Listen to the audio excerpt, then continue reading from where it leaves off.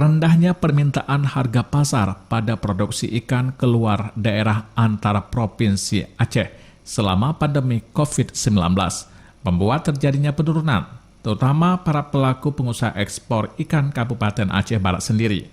Penurunan itu hampir terjadi 80%, yang biasanya untuk melakukan ekspor per hari sebanyak 20 ton, dan selama pandemi corona ini hanya 5 ton dalam seminggu. Itu pun hanya sekali. Hal tersebut dikatakan Kepala Bidang Perikanan Tangkap Dinas Kelautan dan Perikanan Kabupaten Aceh Barat Arfan dalam wawancaranya bersama RRI. Adapun jenis ikan yang melakukan ekspor keluar daerah yakni ikan tongkol, cangkalan, ikan layang, dan berbagai macam jenis ikan lainnya.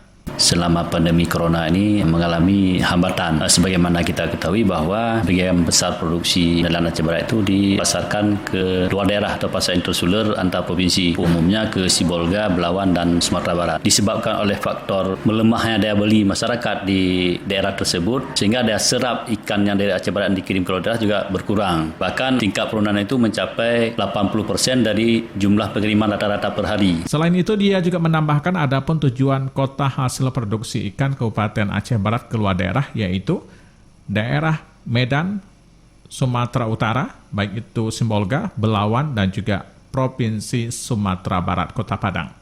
Dari Malabo, Aceh, melaporkan.